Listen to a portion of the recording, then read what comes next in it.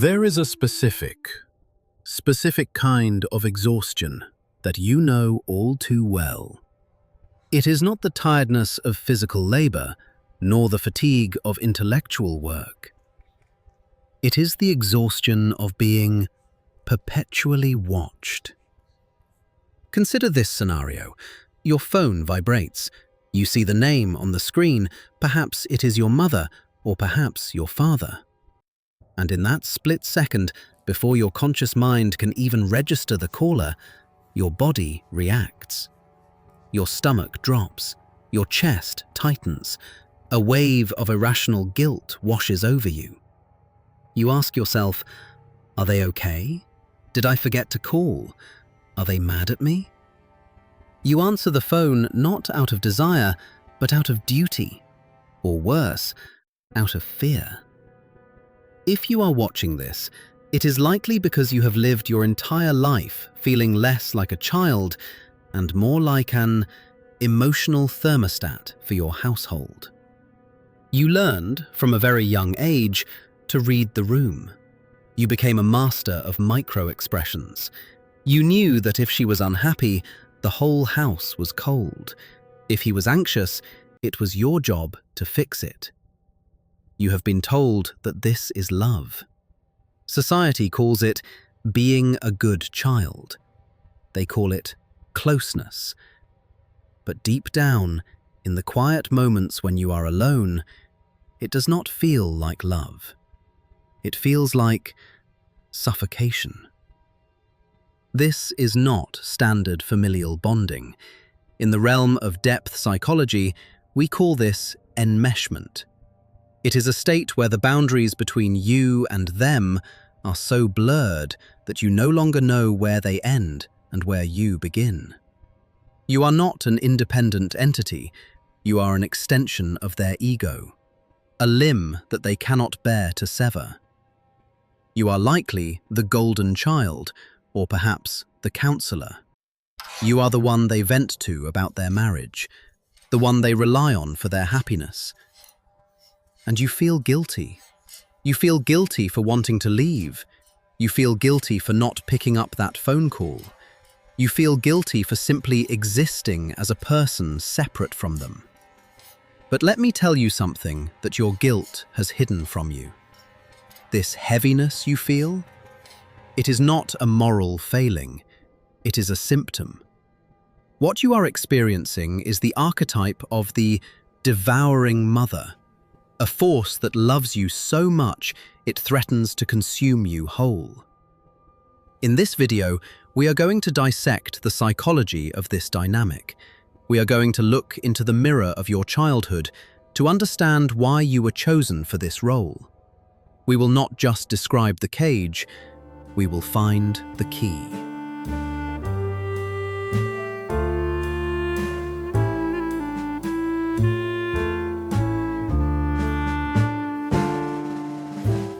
I know what they say about you. I know the labels that have been quietly pinned to your back during family gatherings or whispered in phone calls you were not meant to hear. They say you have become distant. They say you are cold. Perhaps they even use the ultimate weapon of guilt. They say you have changed, as if growing into yourself was a betrayal of them. But I want you to listen closely, because I am going to tell you the truth that you have been too afraid to speak. You are not cold. You are burnt out. You are not distant because you do not care. You are distant because you care too much, and it is killing you.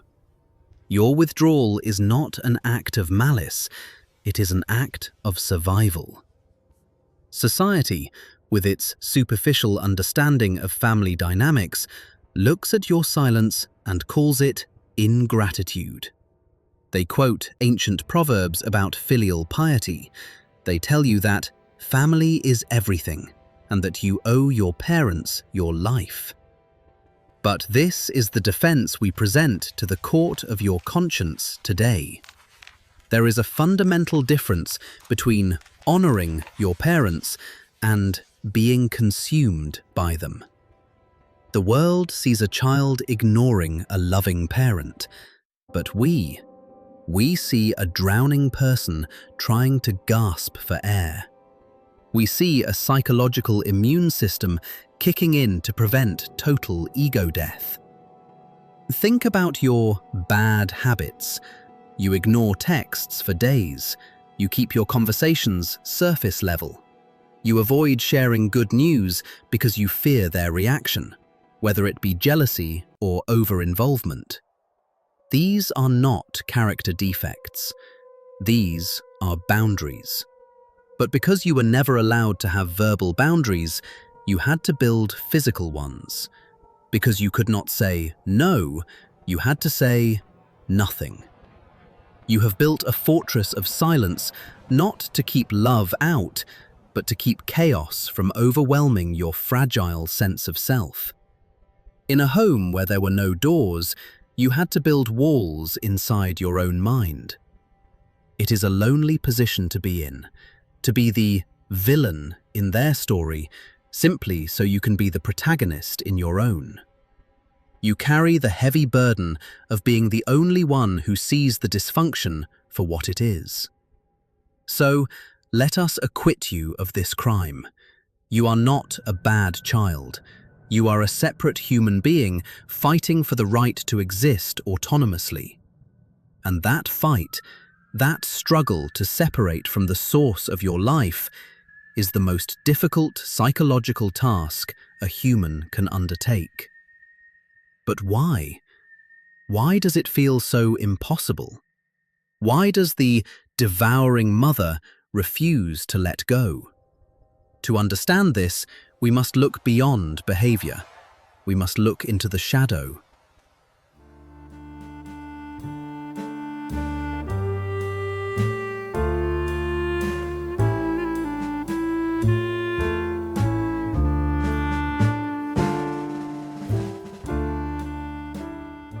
We must now pivot from the symptoms of your life to the root cause of your suffering.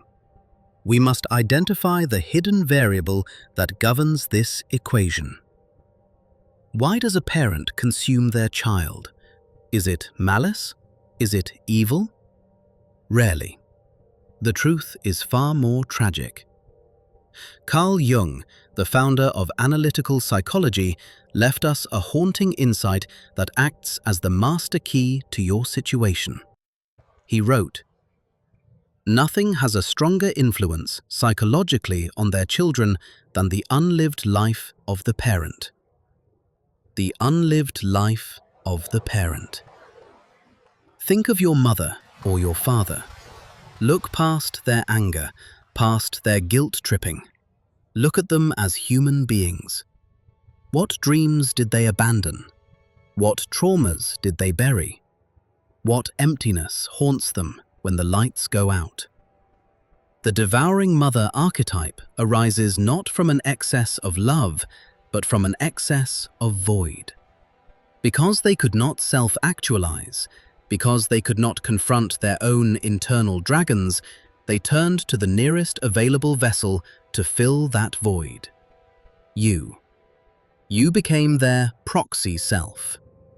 They do not just want you to be close, they need you to be the extension of their identity that validates their existence. If you leave, you do not just leave a home, you shatter the mirror in which they see themselves. This creates a dynamic often called emotional incest. This is not sexual, but it is deeply violationary. It is a psychological cannibalism. In mythology, we see this in the figure of Cronus, who ate his own children to prevent them from surpassing him, or the dark aspect of the Great Mother, who refuses to let the child leave the womb, turning the source of life into a tomb. By keeping you enmeshed, they are unconsciously attempting to freeze time. They are trying to avoid the inevitability of their own aging, their own loneliness, and their own death. You are the drug they use to numb the pain of their own existential failure. It is crucial to understand this. not to excuse them, but to free you. This is developmental determinism. Your parents are likely victims of their own devouring parents. They are acting out a script written generations before you were born. They are trapped in a cycle they cannot see. But you see it. And because you see it, the burden of breaking it falls entirely on you.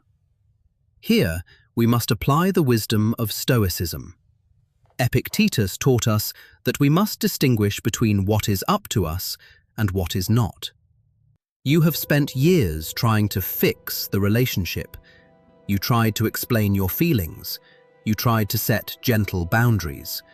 You hoped that if you just explained it clearly enough, they would finally get it and change. You must kill that hope. Hope is the enemy here. Hope is what keeps you trapped in the cycle of disappointment. They will not change. They likely cannot change. Their psychological structures are calcified. To accept this is painful, yes, but it is the gateway to freedom. You must accept that you can be a good son or good daughter without sacrificing your soul on the altar of their unresolved trauma. This brings us to the most difficult part of your journey, the part you are feeling right now, the guilt. You feel that by drawing a boundary, you are doing something dark. You feel like a bad person. Jungian alchemy has a name for this phase, nigredo, the blackening. The nigredo is the first stage of the alchemical opus. It is the stage of decomposition, rotting, and darkness. Before the lead can turn into gold, it must be broken down. The guilt you feel, the bad feelings, this is your nigredo. It is not a sign that you are doing something wrong.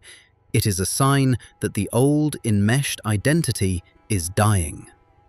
The obedient child is rotting away so that the individuated adult can be born. Society tells you that happiness should feel light, but growth? True psychological growth often feels like depression. It feels like loss. It feels like a small death. Do not run from this darkness. Do not rush to pick up the phone just to make the guilt stop. Sit in the fire. Let the guilt burn. That burning is not destroying you, it is forging you.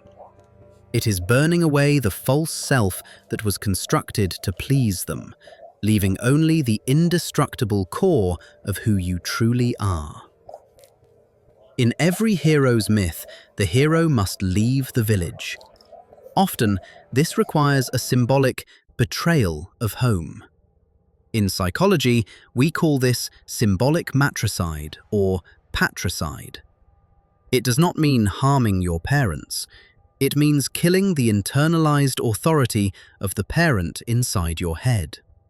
It means stepping out of the magical circle of the mother's protection and into the cold, harsh, but liberated world of the fatherless, motherless individual. This is the price of admission for adulthood. There is no version of this story where you become yourself and they remain perfectly happy with you. You have to choose their comfort or your life. If you are still watching, I think you have already made your choice. You are just looking for permission to execute it.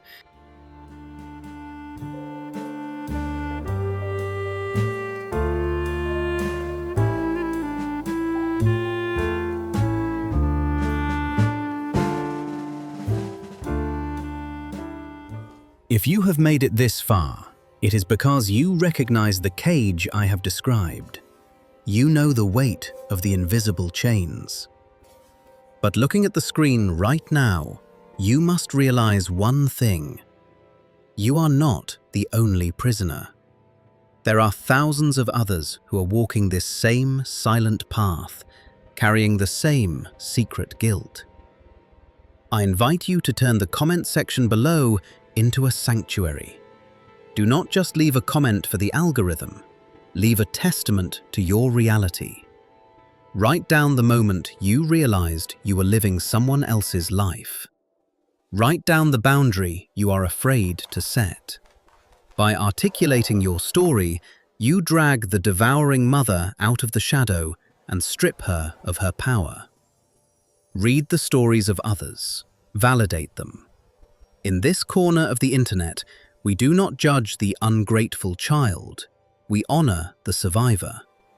You are not crazy. You are not bad. You are simply waking up. Welcome to the waking world. I will see you in the comments.